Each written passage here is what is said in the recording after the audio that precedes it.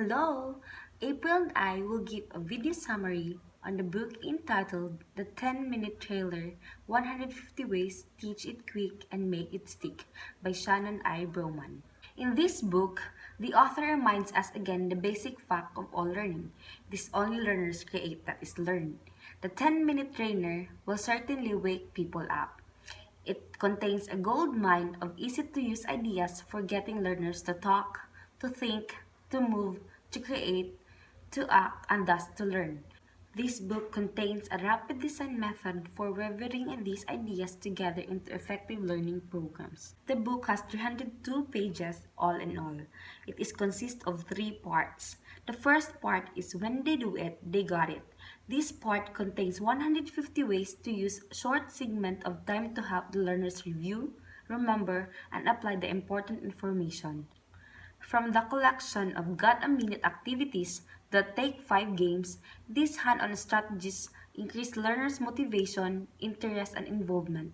This also helps move learning into long-term memory. The second part is the Heads Up, brain-based learning and training. This part gives the learner the practical brain research upon which the book is based. It is also explains 2 powerful instructional tools, the Learning Compass and the Training Map, to help design and deliver training in less time and with better long-term results. And lastly, the third part is more timely training tools. This part offers the learners 4 get a clue element to increase learner motivation and retention. What's a picture worth? Suggestion for making learners training more image-rich, ways to check for understanding, and a unique training activity called station rotation. So without further ado, let's get started.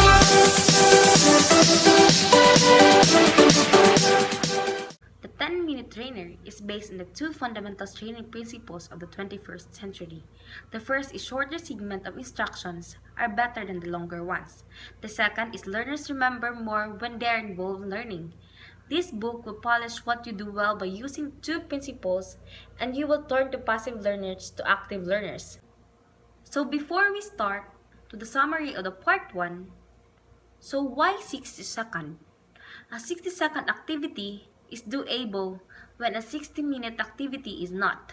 A 60-second activity is short enough to hold your learner's attention, yet long enough to provide a quick review of a segment of information. And including 1-minute activities keeps your training participants attentive, interested, involved, and learning. So here are the list of the 60-second activities. First, connection, time sponge, pair shares, shout-outs, think and write, signals, doodles, pop-ups, mark-ups, ticket outs, action plans, and celebration. So what is connection? Connection are the opening activities that connect learners to each other, to what they already know about the training topic, and to what they want to learn. When you use a connection as an opening activity, your learners do 3 important things. First, they connect their own learning goals, that is, what they hope to get out of the training. Second, they connect to what they already know about the training topic so that they can link new learning to old. And third, they connect to the other learners and of course to you in order for the learner community for the duration of the training. So what is time sponge? A time sponge is a short topic-related activity that soaks up time that would normally be spent on a non-training things. It gives those who are early arrivals, late arrivals, or who finish early something to do or talk about the topic is related. So there are 3 basic kinds of sponge.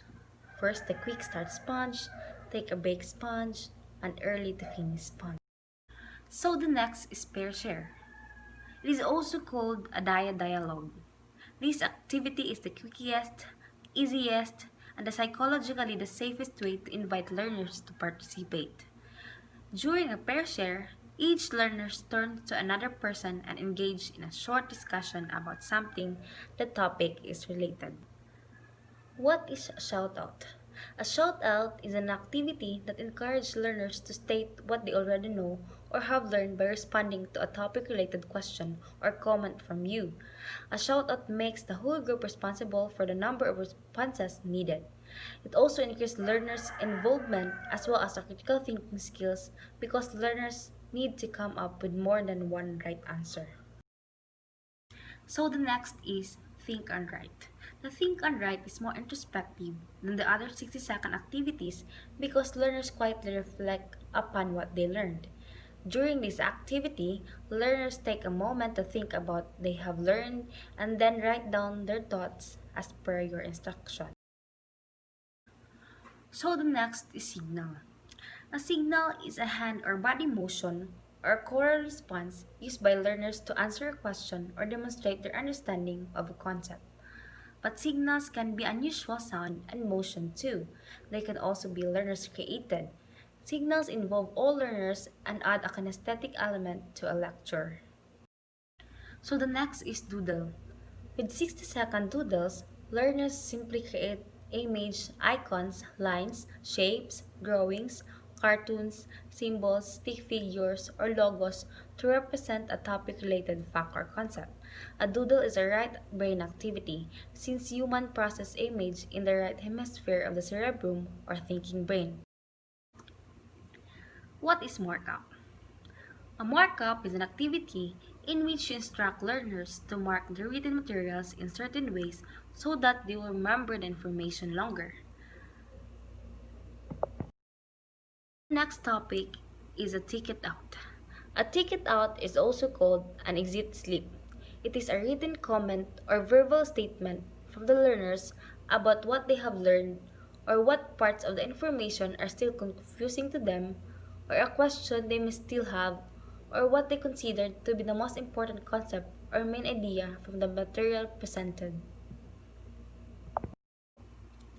So the next is an action plan. An action plan is a participant verbal or written commitment to do something with all he learned. It is an activity that encourages learners to think about the learning and use it in some way after the training is over. An action plan also helps participants evaluate the training by thinking about what they've learned, accomplished, and how it matches up their training goals. This is what they wanted to learn. So the last activity of the 6th second is the celebration. A celebration is a closing activity that ends the training on a positive note with a burst of energy and enthusiasm. Like a connection activity at the beginning of a training, a celebration connects learners to each other once again at the end of the training. The celebration ensures the training participants leave feeling good about what they have learned and the learning community they shared. So finally, we are done in the 60-second activities. So let's move on to the Take 5 activities. Why Take 5?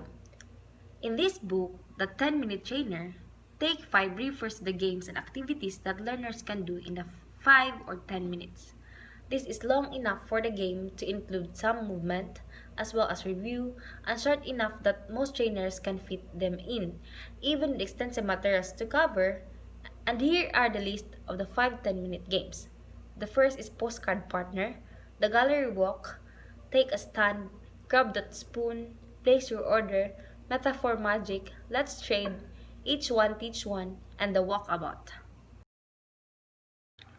So let's begin in Postcard Partner. A postcard partner is an opening game that connects learners to each other and to the topic in an entertaining way. Each learner chooses a piece of postcard, then stand and fight his partner or partners, the participant in the group who have the other pieces that go with his postcard. When they find each other, they form standing pairs or triads and put their postcard together. They turn the card over and answer a topic related question or discuss a topic related issue that is written on the back. So the next topic is the gallery walk. In this activity, the participants write on various pieces of chart paper that the trainer taped to the training room walls. With the gallery walk, you can gather a lot of learning created information in a little time. You can create the chart pages before the training. The chart pages may contain topic-related questions to answer, sentence to finish, or concept to learn. First, learners walk from the chart to chart, writing their responses to the different items on the charts. Then they have take a gallery walk, touring the room, reading the charts, and observing partners, surprises, or anything interesting on the charts that they would like to comment about later. So the next topic is a take a stand. With a take a stand, learners move around the room and choose a designated place to stand before engaging in a small group discussion. Take a stand also encourages learners to use higher order thinking skills as they discuss their own perceptions and opinions of questions, issues, or concepts related to what they are learning. During the activity, one side of the training room represents one topic related issue, problem, statement, or a viewpoint, and the other side represents the opposite. Participants stand and move to one side or other to represent their own opinions, feelings, or choice about the issue. Participants on each side can also take turns commenting about their choices in a whole group discussion. So the next game is Grab That Spoon. Grab That Spoon is a quick review game with a dash of friendly competition. Learners sit in a small group and take turn asking each other questions for points or tokens. The person who first grab a plastic spoon gets to answer the question. The competition has heats up. The learners realize that the fastest person has the most chance of winning. So the next game is Place Your Order. It is a review game in which participants work together to put a series of cards to correct order. Each card describes a specific step in a topic-related procedure. Group discussion and agreement as to the order of the cards. Place Your Order can also be learner created, whereby small group create the cards and answer case, then exchange game sets with the other small groups. So the next topic is Let's Trade. Let's Trade is a game that learners write a comment, question, or a piece of information as directed by you on an index card. Then learners walk around the room trading cards a number of times. At that end of the activity, they do something with the card as per as the trainer instructions. So the next game is Each One Teach One. This activity gives learners the opportunity to teach and coach each other. Learners pair up and teach each other what they have just learned, give each other feedback, practice a skill together, coach each other as they practice, and provide mutual support by encouraging each other. The best way for a learner to reinforce, apply, and practice any new skill is to teach it to someone else. So the second to the last game is the walkabout. Based loosely on the idea of an ancient original walkabout in the Australian desert, a walkabout is simply a way to give learners the opportunity to walk and talk at the same time. Instead of sitting and standing in one place, participants from walkabout pairs or triads and walking, talking, fresh air, exercises, all of this can be part of a learning experience. The walkabout is one way to bring the authors into your training and to keep yourself and your learners awake, alert, and happy all the while. Besides being a review activity, the walkabout is also a great high energy closing activity. And lastly, the blackout bingo. With blackout bingo, each learner makes his own bingo card, fills in the bingo squares as directed by the trainer, and then collects signatures from other participants by defining or by giving samples of his bingo card item. Blackout bingo combines a conceptual review and physical exercise, friendly competition, even though it's possible for everyone to win, and a high energy way to celebrate the learning. And in all, it's a great way to close a training session. Hi guys, so we're done with part 1 of the book and let's go to the part 2. Without further ado, let's get started.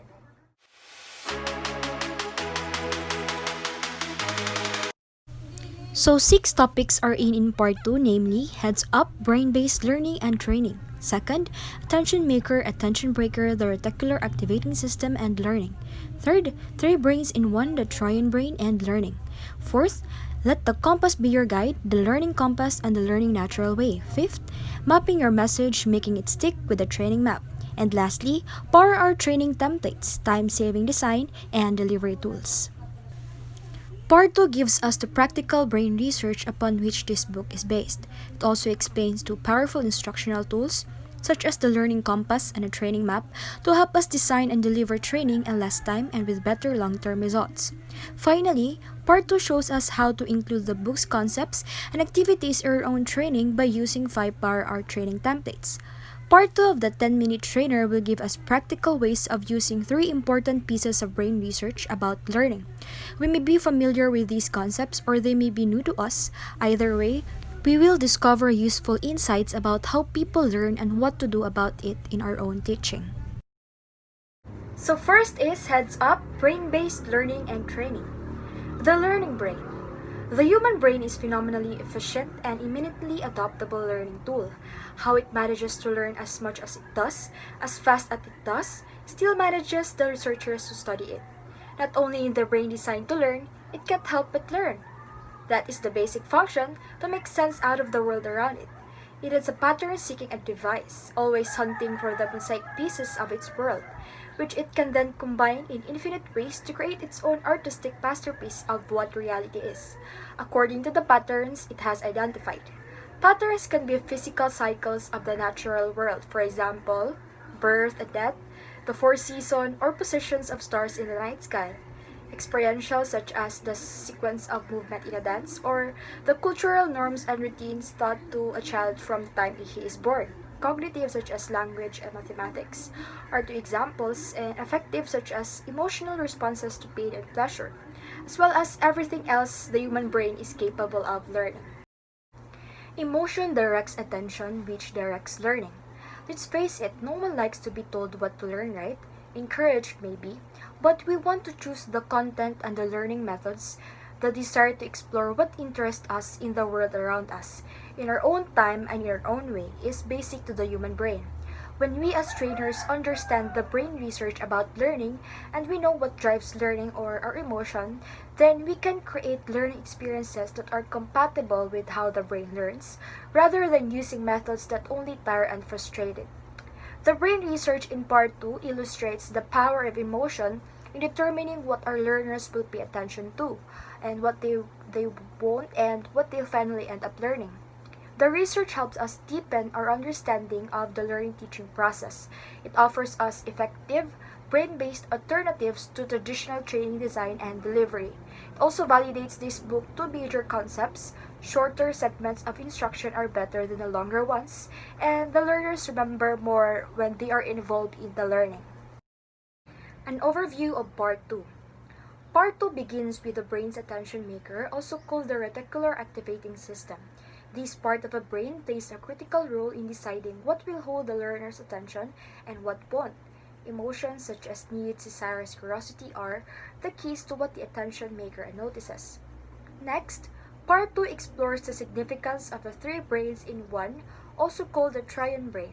This research illustrates how important the feeling of psychological safety is in a learning experience, and how to create that feeling of safety through learner-to-learner connections and involvement. And after that, we will discover the learning compass, also called the learning the natural way. This is the foundation piece of all the human learning, whether the person doing the learning knows it or not. From the learning compass comes the training map. The training map is a 4-step training model for designing and delivering learning experiences based on how people naturally learn. As an added bonus, the learning compass and training map will also help us manage our design and delivery time more efficiently. Together, these 2 tools are very powerful additions to our own expertise as training professionals. And finally, Part 2 gives us power our training templates and sample on how to use templates to show us how easy it is to use the concepts included in both Parts 1 and 2. And next is attention maker, attention breaker, the reticular activating system, and learning. So what is the RAS and what does it do? This pinky-sized area of the brain has scientific names such as the reticular activating system, or RAS. A more common name for it is the attention maker. It is located near the brainstem, or the survival brain, the part of your brain that controls the fight or flight response. It sends electronic signals from your brainstem through the limbic or emotion brain to your cerebrum, or the thinking brain. The attention maker has two specific jobs. It makes or it breaks attention. The first job is to make your thinking brain pay attention to what is going on in the environment.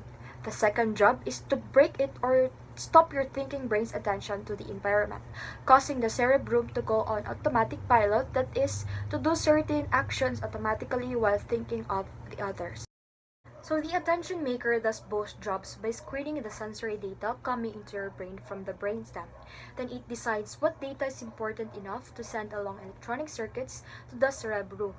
When the important sensory information reaches your thinking brain, you suddenly become conscious of specific sights, sounds, movements, smells, textures, and the like that are around you. If the attention maker decides that the sensory information is not that important, it will stop the electronic messages to your thinking brain, effectively screening out the sensory data so that you don't see, hear, or otherwise notice unimportant things. For example, picture out a security officer, the RAS for example, standing at the entrance to an important bank, or the cerebrum, with a long line of prospective clients, your sensory data, waiting to get in. The security officer screens each client's request and says, "Yes, you may go in," or "No, you have to wait here," or "Yes, you are important enough to step in," or "No, you are not important enough to enter right now." So to wrap it up, the learning strategies and training methods to keep learners' reticular activating systems engaged are limited only by our own beliefs about teaching and learning. If we have the perception that learning takes place when we talk and learners listen, we will probably deliver most of our information in lecture-type formats. If that's the case, we run the risk of creating for our own learners what we have too often experienced: a learning environment in which the learner's conscious mind slip away even if they seem to be listening. If we understand the importance of RES in training, we will change our instructional methods and learning activities regularly to accommodate attention makers' need for stimulation. We will accept that in order to really learn something, as opposed to just hearing it, the conscious mind must be and completely present. Later, the cerebrum may hand a physical or mental skill over the RES once the skill has been mastered, for example, performing or reoccurring safety procedure, running a daily computer program, repeating the same verbal customer services information. But in the learning stage, the attention maker must engage the thinking brain, and the best way to make sure that happens is to include regular changes in both our instructional methods and the activities we use to involve learners. And next is 3 brains in 1, Trine Brain and Learning. From connections to community, the quickest and most powerful way to create safety in a training is to connect learners with each other, with the topic, and with you in positive, fun, low-risk ways. Furthermore, the connections need to be woven throughout the learning experiences, not just thrown in at the beginning and then forgotten.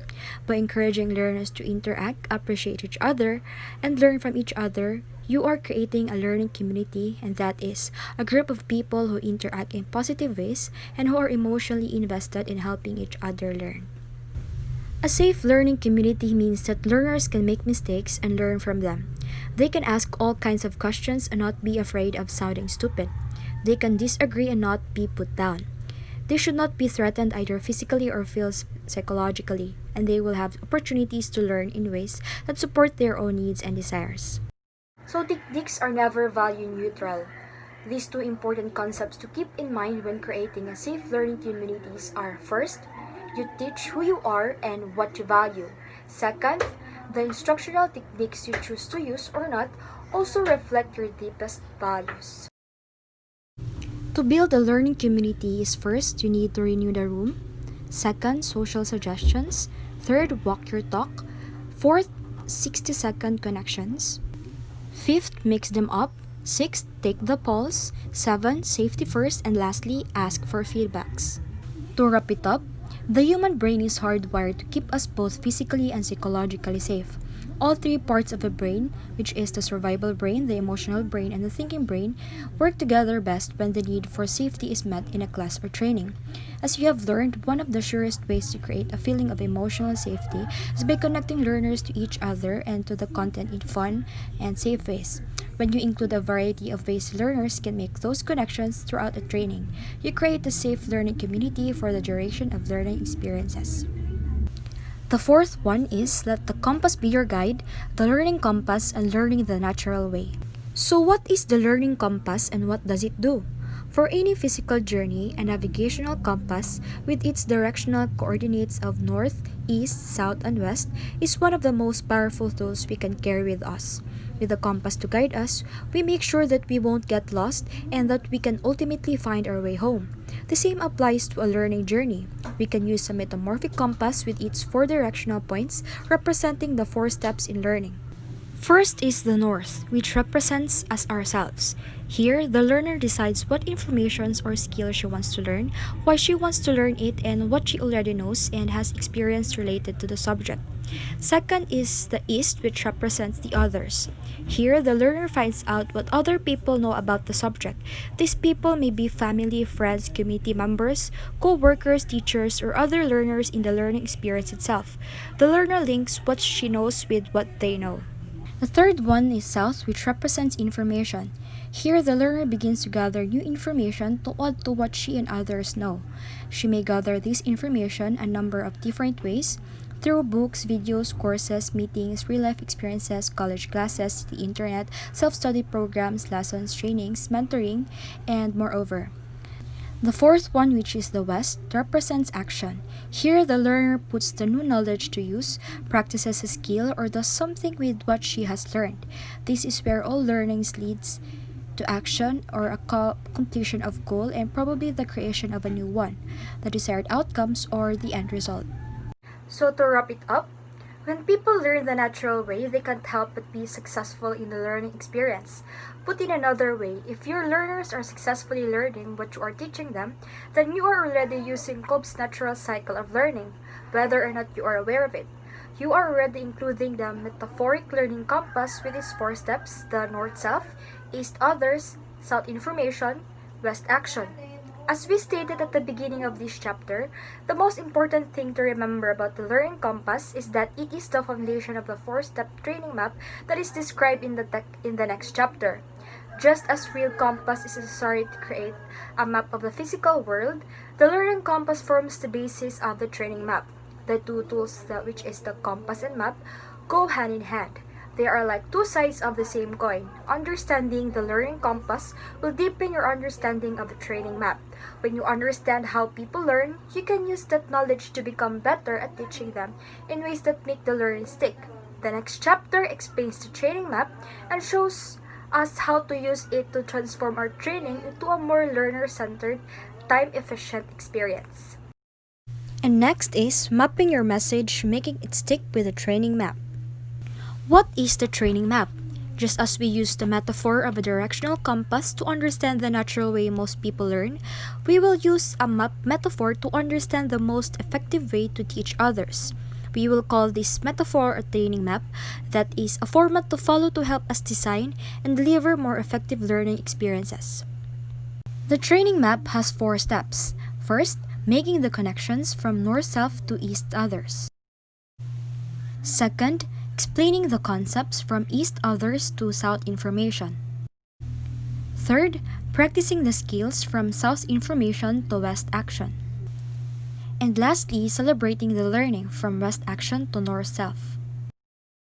The Power Art training templates that follow are practical examples of how to use the training map and how to include activities from part 1 of the book. After you read through the templates, we will have a clear picture of how to design an hour-long training using of what we have learned here. All we need to do is to insert our own content pieces of the templates. The templates will help us create learning experiences that are brain-based, motivating, memorable, and completely learner-centered, in which we exactly what we're aiming for. Power Art training templates, time-saving design and delivery tools. By now, we are convinced that chunking our material into 10-minute segments is probably a good thing, right? We agree that involving learners in short, quick activities between the 10-minute lecture segments will help them remember the information longer. We know how important it is to have a safe learning community. We want to use a training map so that participants can learn the natural way. To wrap it up, the Power Hour training templates will help us become more comfortable with the concepts and activities in the 10-minute trainer. They will also save our design time while we become proficient at using these training tools. Once we do that, we will be creating our own training templates in no time. So guys, it's the end of part 2. I hope you guys learned something.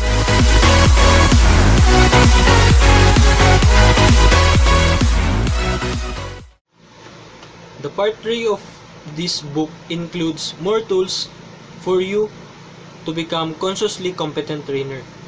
According to William Howell, as quoted by Robert Pike in Creative Training Techniques Handbook, there are 4 basic levels of training competence. The first one is the statement, "I don't know that I don't know," or the unconscious incompetence. At this level, you don't know what are the lacking skills you need to have to become competent trainer. The second statement is, "I know that I don't know," or the conscious incompetence. At this level, you are conscious that there are skills that you need to have for you to become competent trainer. The third one is, "I know that I know," or the conscious competence. At this level, we are confident in our abilities to design and deliver effective training. We've had the education and experience we need to be really good at what we do. Best of all, pag tinanong ka ng mga colleagues mo, you can explain the what, kung paano gawin, at you can illustrate kung paano or take into action yung mga methods na sinasabi mo. And the last one is the "I don't know that I know," or the unconscious incompetence. At this level, we are so good at what we do and have done it well for so long that it's second nature to us. Pero once na tinanong sa iyo ng ibang tao kung paano mo 'to ginagawa at kung ano yung mga dapat gawin, hindi mo alam o hindi mo ma-explain sa kanila kung paano ito gawin. So, that's the 4 basic level of training competence. And our target on that levels is to become consciously competent trainer. And the following tools will help us to become that. The first one is about get a clue. In this chapter, we will discover 4 elements necessary for motivation and memory in learning. CLUE is an acronym which stands for, the letter C stands for creative, the letter L is for linked, the letter U is for useful, and the letter E is for emotional. Creative means you constantly choose teaching methods and learning that is interesting, unusual, and intriguing to your learners or to the participants.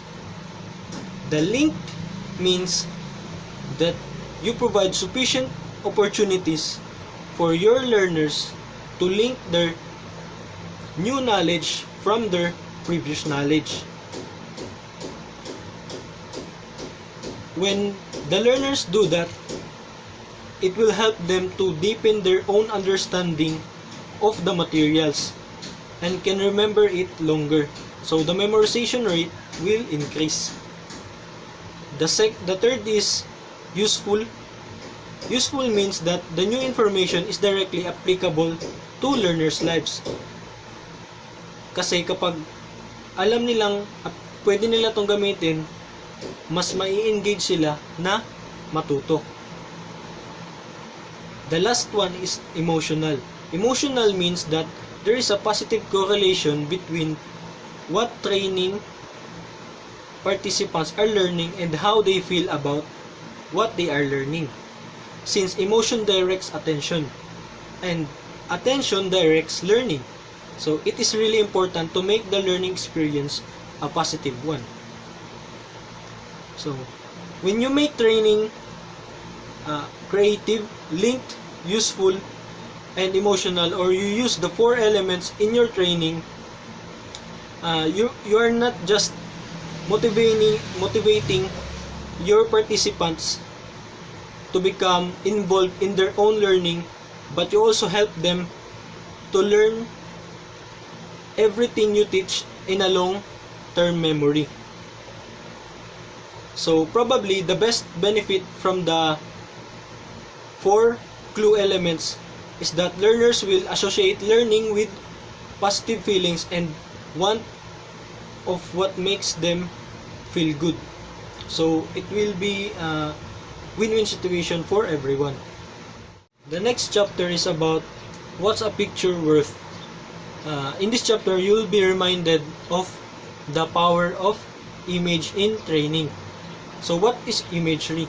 Imagery is any teaching method that helps the brain form mental pictures to present or represent what is being learned. So there are some tools presented in the book, and the following are storytelling, metaphors and analogies, using doodles, cartoons and photos, symbols, shapes and icons, or it can be movement and gestures or physical objects, and it can also be videos or any other visual aids. Since the human brain and television both have one great commonality, which is imagery, the one relies on images to learn, which is our brain, and the other relies on images to educate, which is the television. As trainers, we need to use image-rich language and training methods to make our training more interesting and more memorable. When participants use both sides of their thinking brain to learn, the probability increases of remembering and using the information later on. In other words, we can teach it more quickly and make it stick longer if we use imagery in our training. Next chapter is about, you said it but did they get it? It's about checking for understanding. So what is checking for understanding? Checking for understanding simply means you stop talking and ask learners to say or do something with the information you just gave them. According to the author Madeline Hunter, you should check for understanding after you presented an important piece of information. By doing this, you'll know immediately whether learners understand what they just heard. You'll also know whether you need to reteach any of the concepts you have presented, and you can correct any comprehension errors in the instantly instead of waiting for a review time later in the training. So it is beneficial to check time by time whether your learners are not just listening but understanding what you are teaching. When you check for understanding, you have learners say or do something with what they have learned. When you check for understanding, you listen to their words and observe their behaviors. Both good indicators of whether they understand the material they just learned. When you check for understanding, you make sure that learners not only hear the concepts but also understand them and are able to apply them in to a specific work situations. When learners say and do something with what they have learned, they feel confident that they have the skills to use the new information when they need to, which is what real learning is all about. What is expressed by learner is often more important than what is expressed to the learner, as said by Win Wenger. The next chapter is about station rotation. Station rotation is a unique, highly active, fast-paced learning activity. You can use it to introduce new materials, review what has been covered already, apply the learned content in various ways, or do all the three at the same time. It is versatile enough to use in a number of different ways to increase motivation and memory. A station rotation is really a series of short activities that learners can do in a certain sequence during one portion of the training day. The short activities all take place at the same time, in different parts of the training room.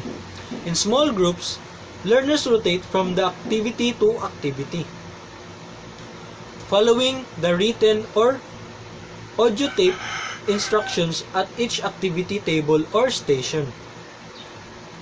All activities are built around concepts taught during the training. All activities introduce, review, or apply this concept in various ways.